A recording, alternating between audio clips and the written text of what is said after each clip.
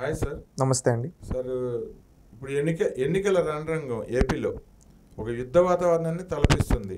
తెలుగుదేశంకి అయితే ప్రభంజనం వీస్తుంది, తెలుగుదేశం హవా నడుస్తుందని చెప్పి జాతీయ ఛానళ్ళు దాదాపు 18 ఛానల్స్ చెప్పడం జరిగింది. లోకల్ ఛానల్స్ అన్నీ కూడా తెలుగుదేశందే హవా అని చెప్పి చెప్పడం జరుగుతుంది. దాదాపు 160 నుంచి 165 స్థానాలు టీడీపీ దక్కించుకునే అవకాశం ఉందని చెప్తుంది. ఇటువంటి పరిస్థితుల్లో జగన్మోహన్ రెడ్డి గారు నిన్న ఆయన మేనిఫెస్టో విడుదల చేశారు.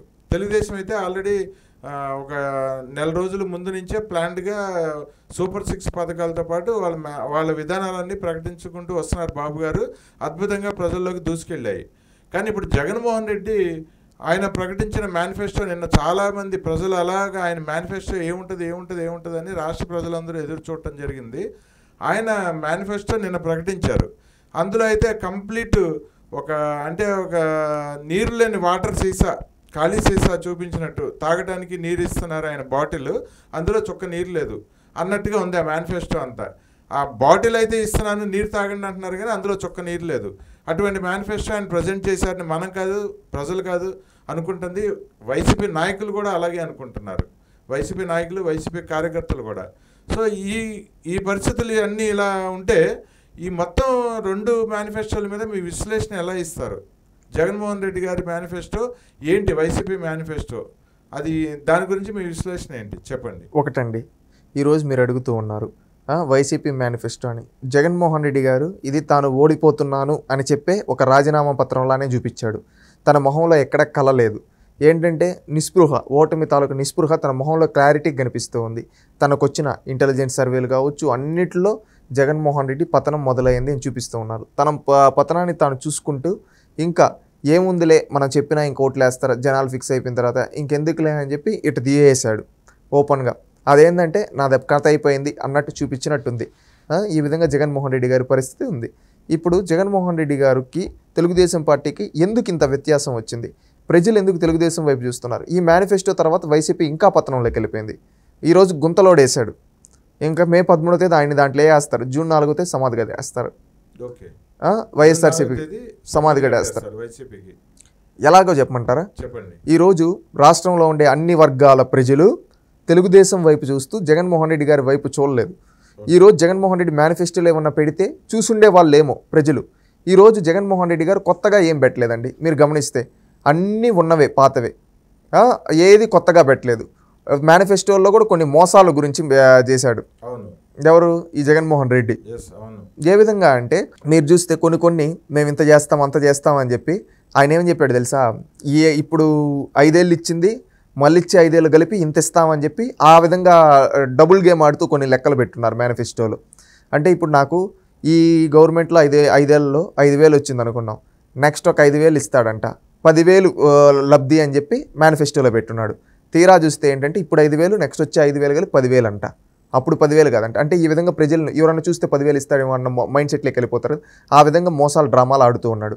ఇక్కడ ప్రధానంగా జగన్మోహన్ రెడ్డి గారిని రేపు ఓడించబోయేది కొన్ని వర్గాల వాళ్ళు, ముఖ్యంగా మహిళలు, వృద్ధులు, వాలంటీర్లు, అదేవిధంగా రైతులు, అదేవిధంగా ఉద్యోగులు. వీళ్ళు జగన్మోహన్ రెడ్డి గారిని ఓడిస్తారు. ఏ విధంగానో చెప్పమంటారా?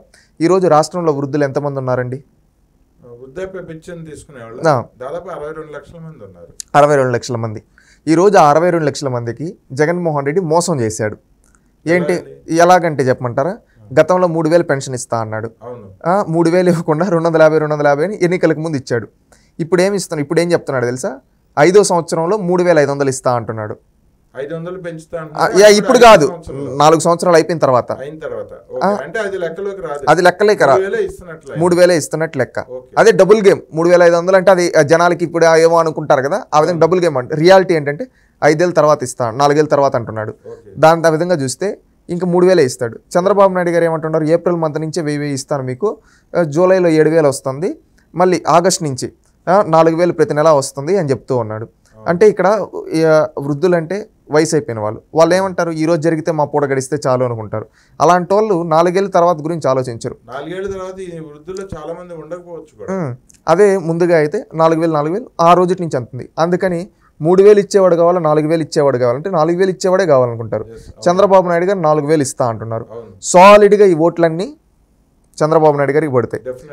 మళ్ళీ వాలంటీర్లకు జగన్మోహన్ రెడ్డి గారు ఏమని చెప్పారు, మీకు ఏదో చేస్తే ఏం చేయలేదు, వాళ్ళని వాడుకొని వాళ్ళని మోసం చేశాడు అన్ని విధాలుగా. వాలంటీర్లో ఒకటి ఉంది ఏమంటే ఈ జగన్మోహన్ రెడ్డి మమ్మల్ని మోసం చేశాడు అని. ఎందుకంటే అతను రాజకీయ లబ్ధి కోసం మనల్ని వాడుకున్నాడు, మనం జీతం అడిగితే మీకు గౌరవ వేతనం పెన్షన్ అని చెప్పి ఈ విధంగా అవమానించాడు అని చెప్పి చాలామంది వాలంటీర్లు బాగుంది. చంద్రబాబు నాయుడు గారు ఏమంటున్నారు, 10,000 ఇస్తాము అంటున్నాడు, స్టార్టింగ్ నుంచే 10,000 ఇస్తా అంటున్నాడు. అప్పుడు ఏముంటుంది, వాళ్ళకు కూడా ఆశ ఉంటుంది కదా, రే జగన్ నిన్నేళ్ళు అడిగాం మనం, మనకి లేదు, మనల్ని ఇంతగా వాడుకున్నాడు, చంద్రబాబు నాయుడు 10,000 ఇస్తా అంటున్నాడు. ఈ 10,000 కాకుండా స్కిల్ డెవలప్మెంట్ చేసి మీరు 50,000 సంపాదించే విధంగా తయారు చేస్తారు. అలాంటప్పుడు మనం చంద్రబాబు నాయుడు కొట్టేస్తే మంచిది కదా అని చెప్పి ఈరోజు వాలంటీర్లంతా చంద్రబాబు నాయుడు గారు కొట్టేయడానికి సిద్ధపడిపోయారు. ఇంకొకటి ఏంటంటే రాష్ట్రంలో మహిళలు ఓటింగ్ పర్సంటేజ్లో మహిళలే ఎక్కువ ఉన్నారు. ఈ మహిళలు ఏ విధంగా ఆలోచిస్తున్నారు తెలుసా, జగన్ అనేవాడు ఈ 5 ఏళ్ళు మనకేమి పెద్ద పొడిచింది ఏమి లేదు, ఈయన వల్ల రేట్లు పెరిగిపోయినాయి, గ్యాస్ రేట్లు పెరిగిపోయినాయి, అదేవిధంగా సరుకుల రేట్లు పెరిగిపోయినాయి, అన్ని రేట్లు పెరిగిపోయినాయి, అదేవిధంగా ఆర్టీసీ ఛార్జీలు పెరిగిపోయినాయి, అన్నీ పెరిగిపోయినాయి, కరెంట్ ఛార్జీలు అన్నీ పెరిగిపోయినాయి. ఈయన చేసింది ఏమీ లే, మనకి ఇచ్చింది పొడిచింది ఏమీ లేదు. అదే చంద్రబాబు నాయుడు గారు వస్తే 3 సిలిండర్లు ఉచితం అంటున్నాడు. ఆ 3 సిలిండర్లు ఉచితం అయితే మనకి ఎంత మిగులుతుంది? అదే కాకుండా ఆర్టీసీ బస్సుల్లో ప్రయాణం ఉచితం అంటున్నాడు. అంటే మనకి ఎంత డబ్బులు మిగులుతుంది, మనం ఏదైనా పని కూడా ఎక్కడైనా పోయి పని కూడా చేసుకొని రావచ్చు బస్సుల్లో అని చెప్పి. మళ్ళీ ఇదే కాకుండా నెలకు 1,500 ఇస్తా అంటున్నాడు 18 ఏళ్ళు నిన్న మహిళలకి. అంటే 1,500 అంటే ఒక ఇంట్లో 3 ఆడబిడ్డలు ఉంటే, 3 ఉంటే, అత్త కోడలు కూతురు ఈ విధంగా ఉంటే ముగ్గురికి దాదాపుగా 4,500 వస్తుంది. ఆ 4,500తో మనం ఏమన్నా ముడి సరుకు తెచ్చుకోనో, లేకపోతే టైలరింగో, లేకపోతే ఏమన్నా వస్తువులు తెచ్చుకొని దాంతో తినుబండారాలు ఇలాంటివి చేసి అమ్మితే, లేదా కూరగాయ గింజలు తెచ్చుకొని చల్లి మన ఇంటి దగ్గరనే అవుట్ని ఆర్గానిక్ ఫామ్ ఈ విధంగా అమ్మితే మనకు డబ్బులు వస్తుంది కదా. ఈ విధంగా చేసే ఈ విధంగా మనకు డబ్బులు వస్తుంది కదా. ఆయన ఇచ్చింది 4,500, మనం తెలివితో దాన్ని 10,000 కూడా చేసుకోవచ్చు. అప్పుడు మనకు ఆదాయం వస్తుంది కదా. ఈ జగన్ ఇలాంటివి ఏవి చెప్పడం లేదు. అందుకని మనం ఏం చేద్దాం, చంద్రబాబు కోటేసేద్దాం. జగన్ ఒక అవకాశం అన్నాడు, ఇచ్చినాం, తండ్రి లేని బిడ్డని, మనల్ని నెత్తిన భారం వేశాడు, ఇంకెందుకులే ఆయనకి ఇవ్వలేదు, చంద్రబాబుకి ఒక అవకాశం ఇద్దాం, ఆయన ఇవన్నీ చేస్తా అన్నాడు, ఇవన్నీ ఇస్తే మనం కొంచెమన్నా మన అప్పులు తీరుతాయి, మన బాధలు తీరుతాయి, మనం బాగుపడతామని ఈరోజు పల్లెల్లో మహిళలు మాట్లాడుకుంటూ ఉన్నారు. ఈ విధంగా మహిళలంతా ఏకతాటిపైకి వచ్చి ఓట్లేస్తారు. అదేవిధంగా రైతులు ఏమనుకుంటున్నారు తెలుసా, జగన్ వచ్చాడు, మాటలు చెప్పాడు, ఆ మోడీ ఇచ్చే డబ్బుల్నే 2-3 సార్లు ఇచ్చి నేను ఇస్తున్నా అని చెప్పి డబ్బా కొట్టుకుంటున్నాడు తప్పితే మనకేమీ ఇలా. ఇంకొకటి ఏంటంటే కరెంటు ఎప్పుడు వస్తుందో ఎప్పుడు పోతుందో తెలియదు. మనం కైలు దగ్గర పొలాల దగ్గర వెయిట్ చేయాల్సిన సమయం వచ్చింది. మళ్ళీ ఏమంటే మనకేమన్నా పండించిన పంటకి ఏమన్నా రేటు ఉందా అంటే లేదు. మళ్ళీ ఏమంటే వీళ్ళ ఎమ్మెల్యేలు వాళ్ళు మనల్ని కమిషన్లు అడుగుతూ ఉన్నారు, కల్తీ విత్తనాలు కల్తీ ఎరువులు తెచ్చి మన పంటలు కూడా పంటం లేదు. ఈ విధంగా చేస్తూ ఉన్నాడు. అదే చంద్రబాబు నాయుడు వస్తే మనకు మంచి విత్తనాలు ఇస్తాడు, మంచి ఎరువులు ఇస్తాడు, 20,000 ఆర్థిక సహాయం చేస్తాడంటే సంవత్సరానికి. మనకి 20,000 ఇస్తే మనకు ముందుగా ఏమైనా విత్తనాలు లేదా పొలాన్ని దున్నుకునేదానికి ఈ ఖర్చు వస్తుంది కదా అని చెప్పి రైతులు ఆలోచిస్తున్నారు. కరెంటు కూడా చంద్రబాబు నాయుడు ఉంటే కోతలు ఉండవు, బాగా ఇస్తాడు, పగటిపూట ఇస్తాడు. అదేవిధంగా మన పిల్లలకు కూడా ఏమన్నా చదువుకున్న వాళ్ళకి సహాయం చేస్తాడు. ఇప్పుడు మన ఇంట్లో ఆడవాళ్ళకు కూడా గ్యాస్ ఉచితం అంటున్నాడు, ఇవన్నీ అంటున్నాడు.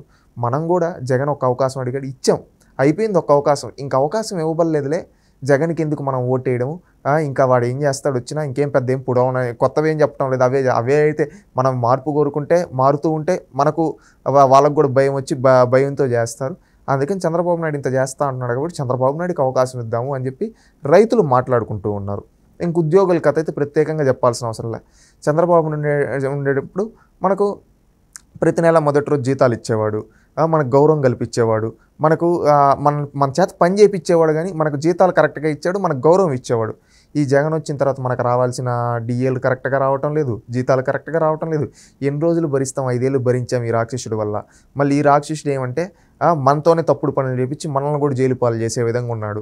అందుకని ఇంక నేను భరించింది 5 ఏళ్ళు సరిపోయింది, ఇంక ఇప్పుడు ఓడిచ్చేస్తే వీడు అయిపోతుంది వీడి కథ, మనం బాగుంటామని ఈరోజు ఉద్యోగులు అనుకుంటున్నారు. ఈ విధంగా అన్ని రంగాల వాళ్ళు ముఖ్యంగా యువత గురించి మీరు అడిగారు మంచిగా. యువత ఏమంటే ఒకప్పుడు జగన్ రెడ్డి మాటలు నమ్మి ఎగిరిగిరి గుద్దేశారు ఓట్లు. ఒకప్పుడు మెగా డిఎస్సి, జాబ్ క్యాలెండర్, 2,30,000 ఉద్యోగులు, ప్రత్యేక హోదా. ఆ రోజుల్లో మా యువత రగిలిపోయి జగనన్నకి వేస్తాం అని ఎగిరిగిరిపోయి వేశారు. వేసి లాస్ట్ వేసిన తర్వాత ఇప్పుడు ఎందుకు ఇచ్చినాం రా అనే విధంగా తయారు చేశాడు ఈ జగను. ఇప్పుడు ఏమైపోయింది తెలుసా పరిస్థితి అండి, మీరు ఒక్కసారి చూడండి. ఈరోజు యువత మొత్తం జగన్మోహన్ రెడ్డిని భస్మం చేస్తారు. ఎందుకంటే చంద్రబాబు నాయుడు గారు ఒక మాట అంటా ఉన్నారు, వచ్చిన వెంటనే మెగా అంటే డిఎస్సి పైన సంతకం పెడతా అని. అంటే డిఎస్సి అంటే దాదాపు ఒక 20,000 పోస్టులు 30,000 పోస్టులు 23,000 పోస్టులు వచ్చాయంటే చాలామంది జీవితాలు బాగుపడతాయి. అప్పుడు 23,000 ఉద్యోగాలు వస్తాయి. ఇవే కాకుండా చంద్రబాబు నాయుడు గారు ఏమంటున్నారు, 20 లక్షల ఉద్యోగాలు అంటున్నారు. అవి వచ్చే వరకు నిరుద్యోగ మళ్ళీ నిరుద్యోగ భృతి ఇస్తా అంటున్నారు. నిరుద్యోగ భృతి ఇస్తామంటే మీకు అర్థమవుతూ ఉందా అండి?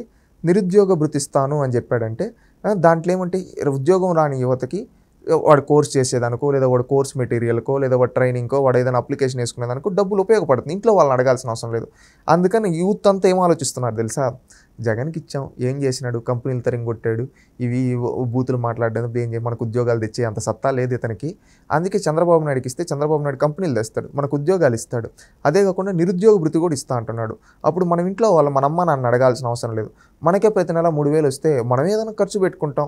ఎక్కడికైనా వెళ్ళేసి రావాలి ఇంటర్వ్యూలకి, చంద్రబాబు నాయుడు గారు ఇచ్చిన డబ్బులు ఉంటుంది, అది ఇంట్లో వాళ్ళని అడగబల్లే, ఆ డబ్బులు తెలియసి వస్తాం. ఏమన్నా మెటీరియల్ కొనుక్కోవాలి, బుక్ వెళ్ళి చంద్రబాబు నాయుడు ఇచ్చిన డబ్బులతో మేము మెటీరియల్ కొనుక్కుంటాం. లేదా ఏదైనా అప్లికేషన్ ఇవ్వాలి, చిన్న అప్లికేషన్ జాబ్కి 50 రూపాయలు 100 రూపాయలు అవుతుంది, కాంపిటేటివ్కి వేస్తాం. లేదా ఎక్కడన్నా కోచింగ్ తీసుకుంటూ ఉన్నాం, ఎక్కడైనా హాస్టల్స్లో ఉన్నాం, అక్కడ ఏదన్నా లేదా డబ్బులు ఎంతో అయితే దానికి ఈ డబ్బులు హెల్ప్ అవుతుంది కదా. లేదా ఎక్కడికన్నా వెళ్ళి మనం కోచింగ్ తీసుకుంటూ ఉంటాం, ఒక 5 రోజులు ఉండాలి, ఆ 5 రోజులు పీజీకి చంద్రబాబు నాయుడు గారు ఇచ్చిన డబ్బులు ఉంటుంది కదా. ఈ విధంగా ఆలోచిస్తూ ఉన్నారు యువత. చంద్రబాబు నాయుడు ఈ విధంగా సహాయం చేస్తూ ఉన్నాడు. మనం ఇంట్లో వాళ్ళపైన ఆధారపడాల్సిన అవసరం లేదు. జగన్ని నమ్మి మోసపోయినాం. ఇంకొక అవకాశం అతనికి, ఒక అవకాశం అన్నాడు ఇచ్చేసాం, అయిపోయింది. ఇంకొక అవకాశం అతనికి ఇవ్వబడలేదు. చంద్రబాబు నాయుడు గారికి ఓటేద్దామని ఈరోజు యువత కూడా మాట్లాడుకుంటున్నారు. ఈ విధంగా అన్ని రంగాల వాళ్ళు చంద్రబాబు నాయుడుకు ఓటేద్దామని చెప్పి ఫిక్స్ అయిపోయారు మైండ్లో. అందువల్ల ఏమంటే ఖచ్చితంగా రేపు తెలుగుదేశం ప్రభుత్వానికి ఓటేయడానికి సిద్ధంగా ఉన్నారు. ఇప్పుడు మీరు చెప్పిన మాటలన్నీ వింటుంటే గెలవటమే కాదు, ప్రతి ఒక్క అసెంబ్లీ కాన్స్టిట్యున్సీ కూడా భారీ మెజార్టీతో తప్పకుండా అండి. అదే భారీ, ఇప్పుడు అన్ని వర్గాల ప్రజలు ఈ విధంగా ఆలోచిస్తూ ఉన్నారు. మీరు చెప్పింది ఇప్పుడు కంపేర్ చేసుకుంటూ ఉన్నాం. ఈ విధంగా ఆలోచించినప్పుడు ఖచ్చితంగా ఎవరు కోరుకుంటారు, మార్పు కోరుకుంటున్నారు ప్రజలు. ఖచ్చితంగా ఇది ప్రజల్లోకి వెళ్ళాలి. ఈ మేనిఫెస్టో ఇంకా ప్రజలు ఇవన్నీ తెలుసుకొని చైతన్యవంతులై మంచి ప్రభుత్వం, మన జీవితాలు మారుతాయి. ఇప్పుడు నిరుద్యోగ భృతి వల్ల నిరుద్యోగుల జీవితాలు మారుతాయి, ఆడబిడ్డ నిధి కింద ఆడవాళ్ళ జీవితాలు మారుతాయి. అదేవిధంగా పెన్షన్ పెంపు వల్ల వృద్ధుల జీవితాలు మారుతాయి. వ్యాపారస్తులు, చిరు వ్యాపారస్తులు, భారీ బిజినెస్లు చేసుకునే వాళ్ళు, వాళ్ళ ఉద్దేశాలు ఎలా ఉన్నాయండి? వాళ్ళు ఏమంటే అండి, ఈ జగన్ వచ్చిన తర్వాత ఏమైపోయిందంటే అరాచకాలు ఎక్కువైపోయినాయి. వీళ్ళ పార్టీ నాయకులు, చోటా మోటా నాయకులు కూడా కమిషన్లు వసూలు చేస్తున్నారు, చిన్న చిన్న అంగళ్ళ కాడ నుంచి. ఇవన్నీ వాడేదో ఒక పూల అంగడి పెట్టుకో అంటాడు, వాడికి రోజుకి 500 1000 రూపాయలు వస్తుంది. దాంట్లో వీడొచ్చి అన్న చెప్తున్నాడు 200 300 నీకు వచ్చే దాంట్లో 1000 వస్తూ ఉంది కదా, దాంట్లో 200 300 మాకు ఇవ్వంటే వాళ్ళు ఏం చేస్తారు, చిన్న వ్యాపారులు ఈ వీళ్ళతో ఎందుకు వచ్చిన గొడవలేరా అని చెప్పి 300 ఇచ్చేసి 700 వాళ్ళు ఎత్తుకుంటారు. వాడికి రోజుకు 300 లెక్కన నెలకు ఎంత అవుతుంది నష్టం? ఈ విధంగా వాళ్ళు నష్టపోతూ ఉన్నారు. అందుకని వాళ్ళు ఆలోచిస్తున్నారు, ఇవి ఇంకా ఓడిచ్చేయాలి, ఇది మళ్ళీ వస్తే మనల్ని 1000 వస్తుంటే 700 అడిగేసి నువ్వు 300 పెట్టుకో అంటారు. అందుకని మనం ఈ నోడిచ్చేసాం అనుకో, చంద్రబాబు నాయుడు వస్తే ఇలాంటి కమిషన్లు ఇవేమి ఉండవు. ఆయన ఏంటంటే మంచిగా పని చేసుకోమంటే అప్పుడు మనకు వీళ్ళకి కమిషన్లు ఇచ్చే బాధ్యత పోతుంది, మనం బాగుపడతామని ఈరోజు వ్యాపారులు అనుకుంటున్నారు.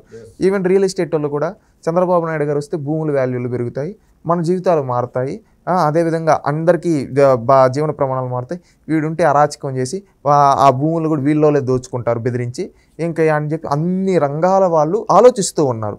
ఆలోచించి జగన్ వద్దు చంద్రబాబు ముద్దు అంటూ ఉన్నారు. ఓకే అండి, ధన్యవాదాలండి. మంచి విషయాలు మా ప్రేక్షకులకు అందించారు.